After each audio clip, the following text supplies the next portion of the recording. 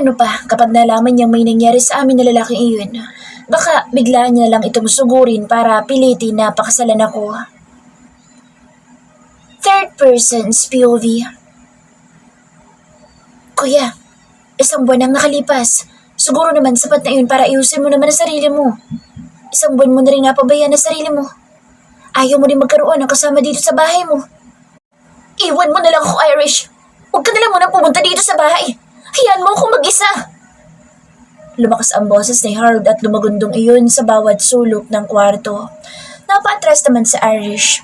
Hindi niya na kasi kilala ang kuya niya sa mga kilos na ipinapakita nito sa kanya. Nang dahil sa nangyari na wala nang pakialam sa sarili si Harold. Hindi na ito pumapasok sa office at kalat naman ang nadadatnan ni Irish tuwing bumibisita siya sa bahay nito. Pero kuya, I said leave me alone! Napaitad na lamang sa Irish sa lakas ng boses ni Harold. Tama-tama naman na may tumatawag kay Irish kaya wala na rin itong nagawa kundi ang umalis. Naiwan na lang ulit si Harold na mag-isa sa bahay niya. Wala na siyang ginawa kundi ang uminom ng uminom para makalimutan ang sakit na nararamdaman. Bianca's POV. Hindi ko akalaing mabubunga ang nangyari sa amin na lalaking nakasiping ko sa hotel. 2 buwan na simula nang malaman kong buntis ako ngunit hindi ito alam ni Chang. Kapag nalaman niya ito sigurado akong palalayasin niya ako o di kaya ay ipapakasal niya ako sa Bombay. Anong gagawin ko? Kagad kong kinuha ang cellphone ko para tawagan si Katie. Ilang minuto pagkatapos ng ilang ring na narinig ko sa kabilang linya ay sa wakas ay sinagot niya na rin naman na ito. Yes? Katie? Oh, bakit? Bakit parang ang lungkot ng boses natin ngayon? May sasabihin ako sa'yo. Ano naman yun? Buntis ako. Ano? Halos hindi makapaniwala si Katie. Diyos ko, huwag mo sabihin ibinigay mo ng diamante sa walang hiyang mong ex.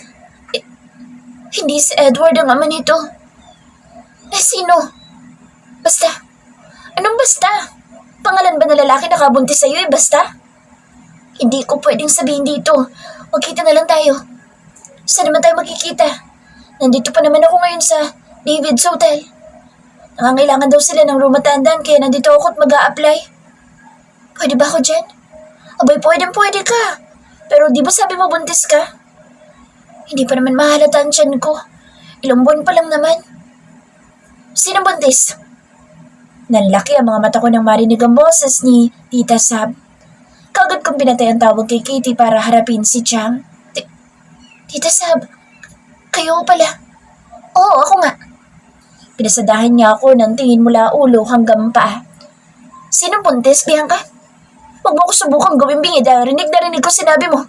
Buntis ka ba? Hindi po, Chang. Hindi? Sigurado ka? Rinig na rinig ko sinabi mong buntis ka. Chang, si Katie po yung buntis. Ano? Sasabihin ko ito sa kumare ko.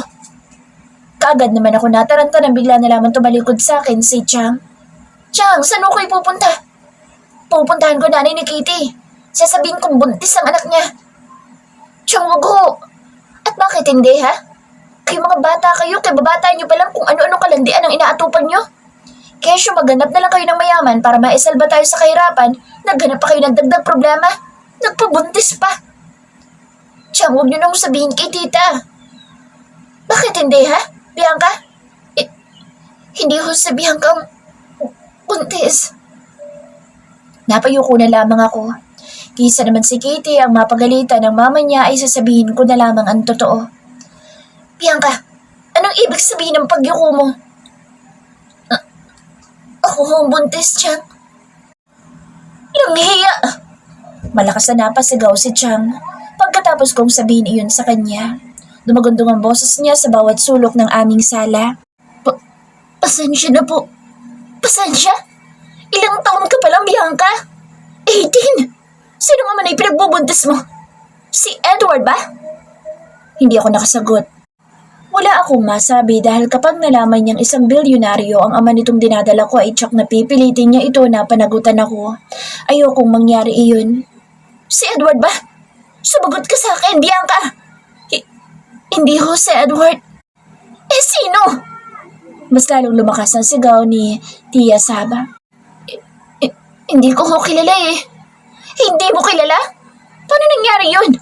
Mas masahol ka pa pala sa pokpok na kapag nabuntis ay kilala ang ama ng pinagbubuntis. Chang, hindi po ako pokpok. Parang ganun na rin, Bianca. Kung sino man ang ama niyan. Kung may hirap pa sa daga ang ama niyan, dapat ay ipalaglag mo na ang bata na yan. Huh? Pumili ka, Bianca. Ipalaalaglag mo ang batang yan? O aakitin mo ang bilyonaryong si Harold David? Kapag nagawa mo, naakitin mo mapaibig ang isang bilyonaryong si Harold David? Hahayaan kitang mabuhay ang batang yan. Ano? Mamili ka. Nagmadali akong tumakbo patungo sa banyo. Nagpapalit ako ng bedsheet nang bigla na lamang sumama ang pakiramdam ko. Parang umikot yung sikmura ko kasabay ng paghilab nito. Ilang beses na akong paulit-ulit na pumapasok ng banyo at paulit-ulit lang din ako sumusuka kahit wala na akong mailabas. Kahit tubig na lang, ayaw pa rin tumigil ng sikmura ko. Hindi ko na alam kung ano nangyayari sa akin. May lagnat ba ako o ano? Hindi naman mainit ang pakiramdam ko. Tanging pagsusuka lang ang pinoproblema ko. Hindi ko tuloy maiwasan na tawagan si Katie. Hindi ko alam kung free time niya ba ngayon. Ilang araw na lang ay lilipat na iyon sa David's Hotel. Natanggap yata siya doon. Hoy bruha, napatawag ka. Sinagot niya kaagad ang tawag ko. May time ka ba mamaya? Pwede mo ba akong samahan mamaya? Saan? Magpapacheck up ako. Masamang pakiramdam ko. Panay-duwal na lang kasi ako. Wala nang laman ng tiyan ko. Aba, natural. Buntis ka kaya normal lang yung nararamdaman mo. At lilihi ka na yata eh. Natigilan na lamang ako sa sinabi ni Kitty sa akin. Wala akong kaalam-alam na normal lang pala ang pakiramdam na ganito sa mga buntis at lalo na sa stage pa lang ng paglilihi. 3 months na nakalipas simula nang papiliin ako ni Tita Sab kung alin sa dalawa ang pipiliin ko. Pinapili niya ako kung ipalalaglag ko ba ang bata o aakitin ko si Harold David. Kung alam lang niya, yung lalaking yun lang din ang ama ng dinadala ko. Hindi ko kaya ipalaglag ang baby at lalong-lalo na hindi ko kayang akitin ng bilyonaryong si Harold David. Hindi ko kayang manloko ng tao. Kaya ang pinili ko, umalis na lang ako sa poder ni Chang. Kaya ngayon tipid na tipid ako sa pagkain. Hindi lang sa pagkain kundi sa lahat. Simula nang umalis ako sa bahay nila Chang ay hindi ko rin naman ito nakita pa. Walang paramdam at wala siyang ibang ginawa nung umalis ako. Hinayaan niya lang ako umalis ng bahay niya. Samantalang ako gusto kong pigilan niya ako. Ngunit tila wala naman siyang pakialam sa akin. Hoy! Ha? Ang lalim na pala ng iniisip ko. Sino ba kasi yung lalaki na kung one night stand mo, ha? For sure, kilala mo yun. Huwag mo nalang alamin. Usap-usapan ka kaya sa lugar natin. Pinagkalat na ng tiyahin mong buntis ka. Ano? Salip na si Chang, ang poprotekta sa akin ay siya pa pala itong manlalaglag sa akin sa kahihiyan. Kaya dapat ipaalam mo na yan sa lalaki na kung one night stand mo. Para naman hindi ka na mabaon sa kahihiyan, no? Siguro naman kapag nalaman niya yan, baka sustantuhan ka pa niya sa ipinagbubuntis mo kung may asawa man siya o di kaya girlfriend. Siguro naman mayaman yun. Wala naman kasi nag-check-in dito sa hotel na hindi mayaman, no? Karamihan mga bilyonaryo at sugar daddy. Huwag lang uugod-ugod na. Napahagikik ng tawa si Katie. Hindi pa siya uugod-ugod. Sabihin mo na kasi sa akin kung sino. Sa susunod na lang, kailangan ko na umalis, magpapacheck up pa ako. Sasamahan mo ba ako? May trabaho pa ako, no? Kau na lang muna. Napatayo si Katie kasabay ng pagsulyap dito sa screen ng phone. Tapos na ang free time ko. Paano ka? Sige na, bumalik ka na lang sa hotel. Pupunta na lang ako mag-isa sa ospital. Mag-isa na lamang akong pumunta ng ospital. Habang pinapakinggan ko ang heartbeat ng baby ko ay napapangiti na lamang ako. Nakakatuwa palang maging isang ina. Normal naman ang heartbeat ni baby. Wala kang dapat ay katakot. Yung mga nararamdaman mong pagsusuka, pagkahilo at pandidilim ng paningin ay isa lamang sintomas ng paglilihi. Mawawala din yan pagkatapos ng paglilihi mo. Mabuti naman po, Doc. Kinakabahan kasi ako. Akala ko po'y may problema ang baby ko. Bibigyan kita ng mga vitamins. Huwag mong kaniligtaan na inumin. Kailangan ito ng baby mo. Sige po, Doc. Napaawang na lang mga labi ko pagkatapos kong malaman kung magkano lahat ang babayaran ko.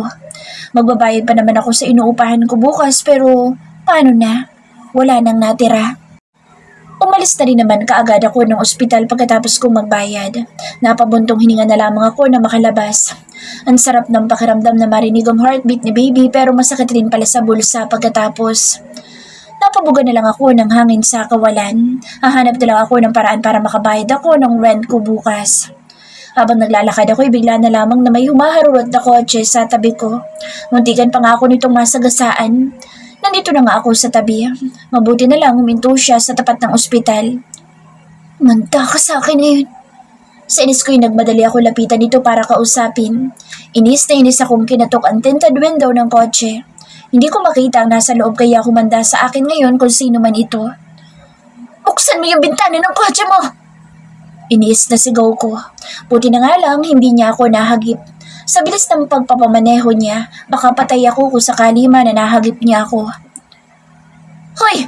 Buksan mo nga itong bintana ng kotse mo! Wala akong pakialam kung sino man ang taong nasa loob nito. Kahit pa siguro anak siya ng pinakamayamang angkan dito sa Pilipinas. Napakayabang magmaneho. Akala mo siya na yung hari ng kalsada. Alam mo bang muntik mo na ako masagasaan? Lakas naman ang amats mo at nangmamaneho ka pa. Siguro lasing ka, no? Lumabas ka dyan kung ayaw mo magsumbong ako sa polis. Ay ano, hindi ka ba lalabas dyan? Gusto mo bang ako pa ang papa? Nautal ako ng tuluyang unti-unti nitong ibinaba ang tinted window. Hindi ko akalaing sa dami ng taong pwede ko makita ngayon ay ang lalaki pa na ito. Miss, is there a problem? Bumagsak na lamang ang mga balikat ko nang isa-isa niyang tanggalin ang suot niyang headset. Kaya naman pala hindi niya ako naririnig. Napatitig na lamang ako sa kanyang napakagwapong mukha.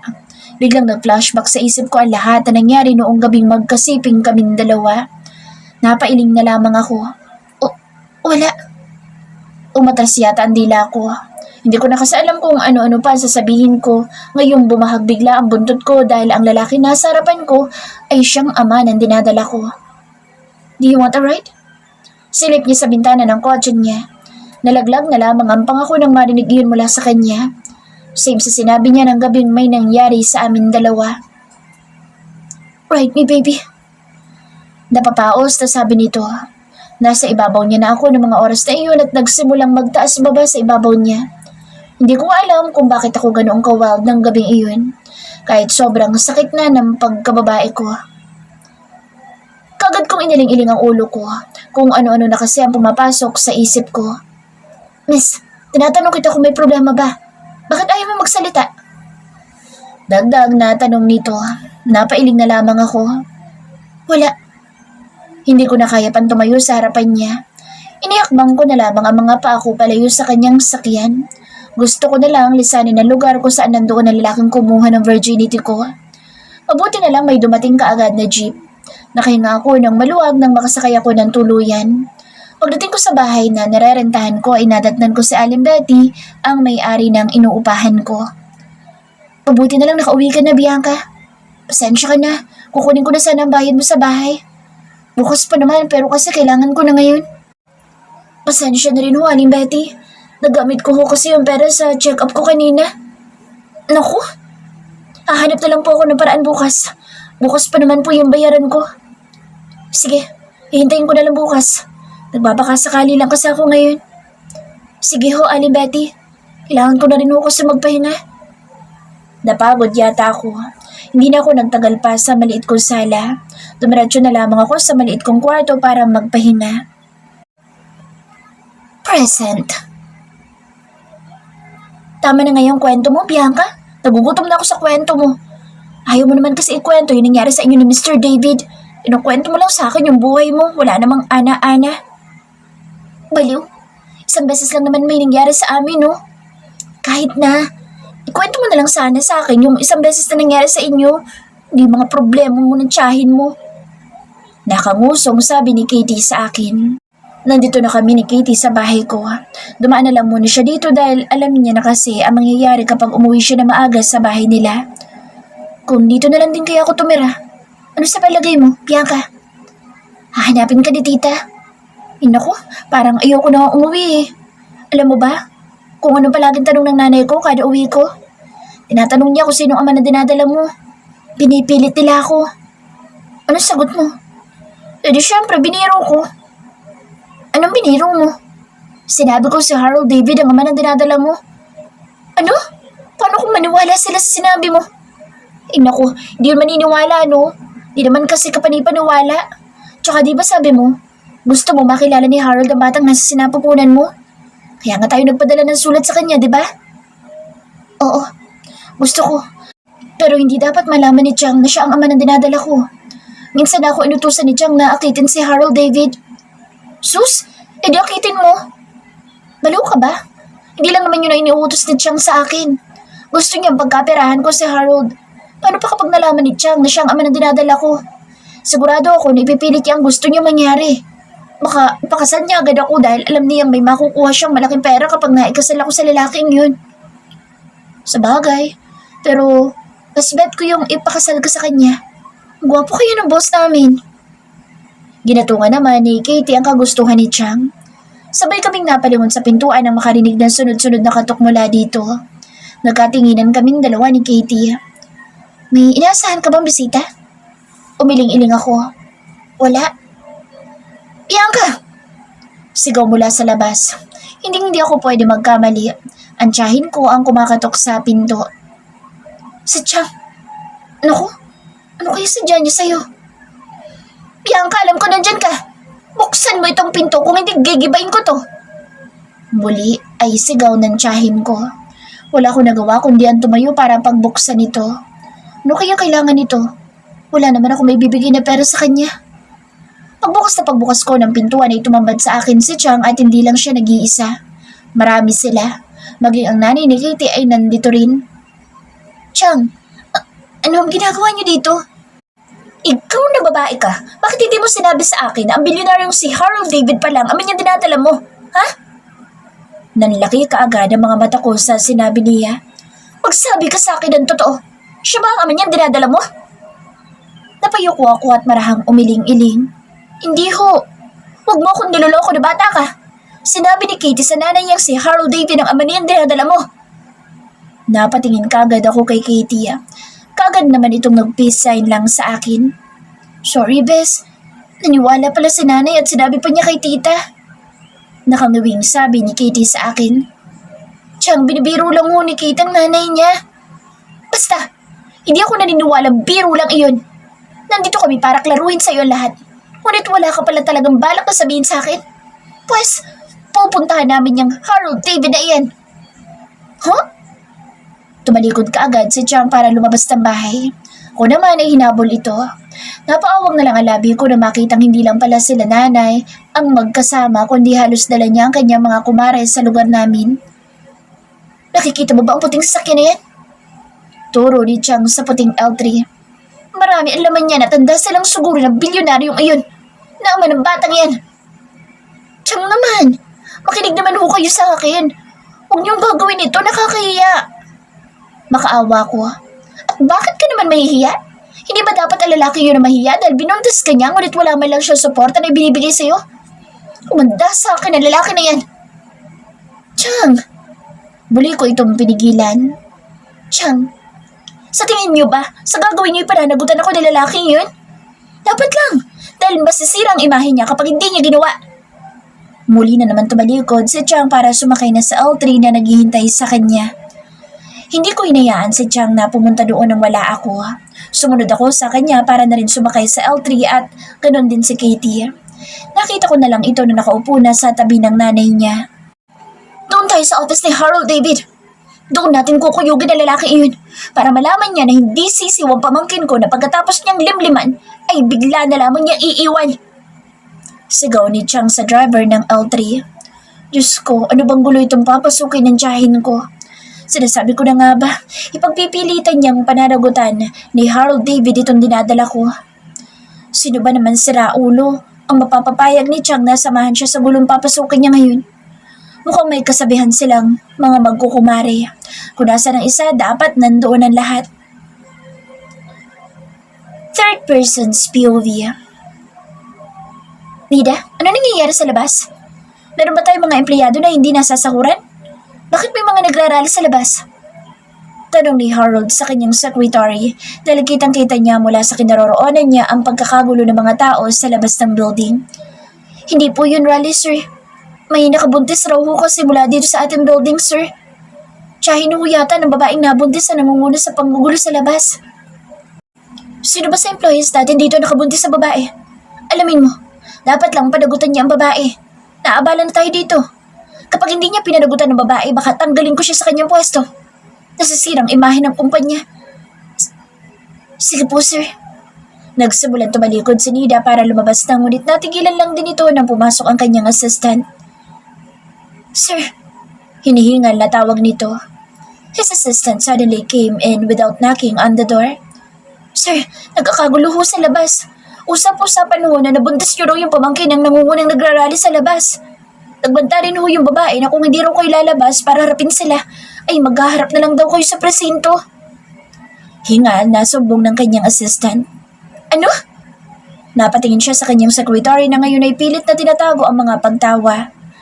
Napatikim na lamang siya.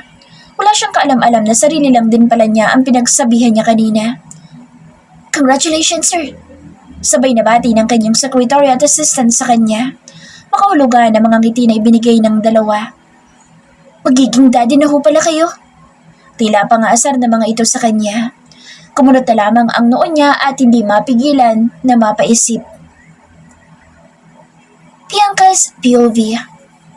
Tiyang naman, nakakaya po ginagawa niyo. Nagsama pa talaga kayo ng marami para lang kuyugin yung taong nananahimik dito. Napapakamot na lang ako sa ulo dahil sa kahihiyan. Lahat ng dumadaan ay napapatingin na sa amin. Kahit na anong pilit kong pauwiin si Chang ay ayaw naman itong makinig sa akin. Ano naman ngayon, Bianca? Anong masama sa ginagawa namin ng mga kumare ko? Dapat nga matuwa ka dahil pinaglalaban ka namin. Ginagawa ko lang makabubuti sa'yo. Hindi pwedeng hindi ka pakakasalan na lalaking yan. Dapat may mamanahin niyang anak mo. Chang, pera lang naman lagi niyang iniisip niyo eh. Kung wala kang pera, hindi ka magiging masaya. Tandaan mo yan, Bianca. Ginagawa lang namin ito para maging masaya ka. Kaya dapat suportahan mo na lang kami dito. Magwelga ka din dyan at ipagsagawin mong nabuntis ka nang walang yung bilyonaryo na yan.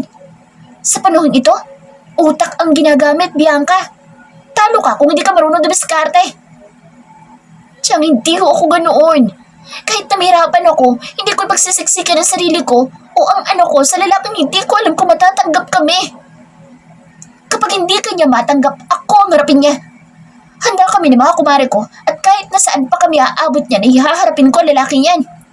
Hindi kami aalis dito hanggat hindi ko nahaharap ang ama ng batang dinadala mo. Umulan man ng umaraw, dito lang kami, Bianca. Diyos ko. Natampal ko na lamang ang noo ko sa sobrang kahihiyan. Siguro ititigil lamang ito si Chang kapag umulan at may kasamang kulog at kidlat. Masama bang hilingin ko na mangyari iyon? Ako yung nahihiya sa mga pinagagagawa ng tiyahin ko. Hindi ko alam kung may hiya pa bang nararamdaman ito sa katawan. Tara na mga kumare. Kuyugin na natin ang laki na kabuntis sa pamangkin ko. Napangiwi na lamang ako nang manguna na naman si Chang sa kanilang grupo at muli ko na namang natampal ang noo ko. Bianca! Napalungon ako nang marinig kong pagtawag ni Katie sa akin. Nilapitan ko kaagad ito at saka sinamaan ng tingin. Ikaw may kasalanan ito eh. Inis na sisi ko sa kanya. Sorry na.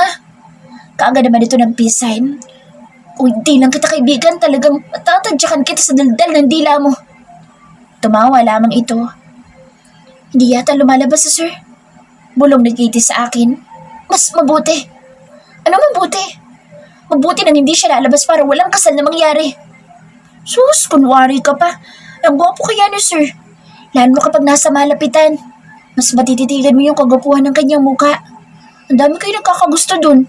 Sige ka, baka maunahan ka pa. Sabi mo nga, jam lang yun. Natigilan ako dahil sa pang-aasar ni Katie sa akin. Hindi niya pa rin pala nakalimutan iyon. Wala akong pakialam, Katie. Kahit pa siguro, siya na yung may pinakamalaki at pinakamahabang talong dito sa mundo. Wala akong pakialam. Pues ngayon meron na. Kasi, mumuso si Katie. Anong meron? Sunundan ko ng tingin ang tinitingnan niya. Napaawang ang labi ko nang makitang palapit sa kinaroroonan ni Chang sa Mr. David. Ayan na siya oh, yung Prince Charming mo. Ang gwapo. Kung ako yung nabuntis niyan, araw-araw kong pupunta sa office niya para sabihing nabuntis niya ako. Ipagsisigawan ko sa buong mundo na si Harold David ang ama ng batang dinadala ko. Sira ulo ka. Hindi ko napigilan na hindi mapatitig sa ama ng batang dinadala ko. Tama nga si Katie. Napakagwapo niya kahit pa nandito kami medyo malayo sa kanya. Gurang na pala siya. Bigla na lamang na komento ko. Ano? Halos hindi makapaniwala si Katie sa nasabi ko. Pakagurang ka naman. 30 years old lang niya, no? Tsaka hindi naman halata sa edad niya. Babyface kaya yan, si Mr. David. Ewan ko. Basta gurang na siya sa paningin ko. Dagdag na sabi ko. Ang totoo'y napakagwapo niya at itong si Katie naglalaway na yata. Ayaw ko rin namang ipahalatang masyado ako natulala sa kagwapuhan ni Mr. David. Naalala ko pa ang brief niya ibinigay sa akin. Nasa drawer ko lang nakatago. Di ko nga alam kung bago ba niyang hubad iyon o hindi, pero in fairness, napakabango ng salawal niya. Bianca! Sigaw ni Chang na kaagad naman ako napasagot. Hindi ko alam kung anong pinag-uusapan ni Chang at ni Mr. David. Lapitan mo na kaya. Nakatingin sa Prince Charming sa'yo. Baka nabighani na sa kagandahan mo. Muli ay asar ni Katie sa akin ang may kasama pantusok sa tagiliran ko. Muli naman akong tinawag ni Chang. Kinakabahan ako dahil kausap niya si Mr. David. Lumapit ka dito! Muli ay sigaw ni Chang. Napapakamot na lamang ako ng ulo habang palapit sa kanila. Nailang naman ako sa pagtitig ni Mr. David sa akin habang palapit sa kanila. Para bang kakainin niya ako ng buhay dahil sa mga pinaggagawa ng tiyahin kong hindi ko alam kung anong trip. Chang! Nang makalapit ako sa kanila, tamang-tama ang pagsalubong ng aming mga tingin ni Mr. David. Tumikim ito, kaya naman ibinaling ko rin kaagad sa iba ang paningin. Sigurado ho ba kayong nabuntis kong pamangkin niyo? Masyado pa siyang bata para sa akin. Bakit? Matanda na ho ba kayo, Mr. David? Kaagad na sagot naman ni Chang. Chang! Kaagad ko siniko ang tiyahin kung ang lakas ng trip. Muli ay tumikim si Mr. David at saka muling bumaling sa akin. Let's just talk about it in my house. Wala nang pag-uusap. Pakasalan mo na kaagad ang pamangkin ko. What? Chang! Muli ko na namang siniko ang tiyahin ko. Sinamaan at pinanlakihan niya lang ako ng tingin. Huwag mo akong matawag-tawag na Chang dyan. Nasapo ko na lamang ang no ko. Mukhang wala talaga ako ligtas sa tiyahin ko. Hindi ko na alam ang gagawin ko. Gusto ko na lang na mag-walk out dito. Ano, Mr. David? Pakakasalan mo ba ang pamangkin ko o magpapakasal ka na lang sa presinto? Pamili ka. Can I talk to her first? Hindi. Hindi mo siya pwedeng kausapin hanggat hindi mo nasasabing pakakasalan mo ang pamangkin ko. Let me talk to her first. Paano ko malalaman na ako nga ang ama ng batang dinadala ng pamangkin niyo kung hindi niyo kami hayaan na mag-usap? Tila napipi ko na rin sa Mr. David sa tiyahin ko. Diyos ko, ano naman kayo pag-uusapan namin? Kung ano itatanong mo dito, itanong mo na sa harapan ko. Pakikipagmatigasan ng tiyahin ko. Hindi namin kayo kasama noong gumawa kami ng baby. Kaya bakit ko itatanong dito sa harapan niyo? Nagulat na lamang ako sa naging sagot ni Mr. David. Ang ikinagulat ko pa ng sobra ay ang biglang paghawak niya sa kamay ko at agad na hinila akong palayo sa kinaroroonan ni Chang. Habang naglalakad kami ay nakalingon naman ako sa kinaroroonan ni Chang. Teka! Pilit ko tinatanggal ang kamay niyang nakahawak sa aking pulsuhan. Hindi siya nakinig. Patuloy lamang niya akong hinila hanggang sa makarating kami sa kotse niya. Narinig ko naman ang pagkakagulo nila Chang at mukhang may balak na habulin kami.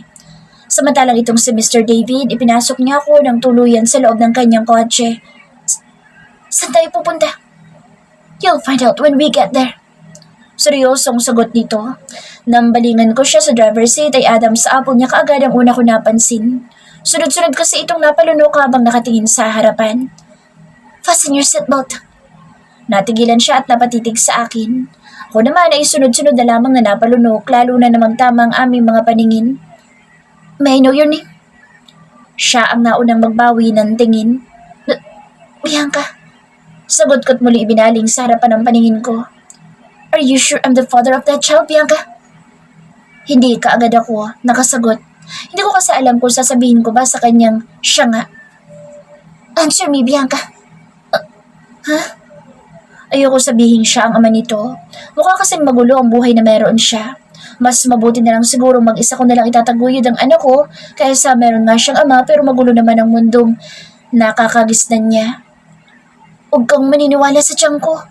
Niloloko ka lang niya. Hindi ikaw ang ama ng batang ito. Nakayukong sagot ko. Ito na lang ang paraan para manahimik na si Chang at ayoko rin naman na gawin ni Chang na bala ang anak ko para lang makuha ang gusto. Bakit hindi ka makatingin sa akin ng diretso? Nabigla na lamang ako ng kabigin niyang aking baba para lang mapatingala ako sa kanya. Mukhang hindi ka sigurado sa sagot mo. To be sure, let's do a paternity test. Seryosong sabi nito. Hindi pa man ako nakakasagot ay binuhay na kaagad nito ang makina.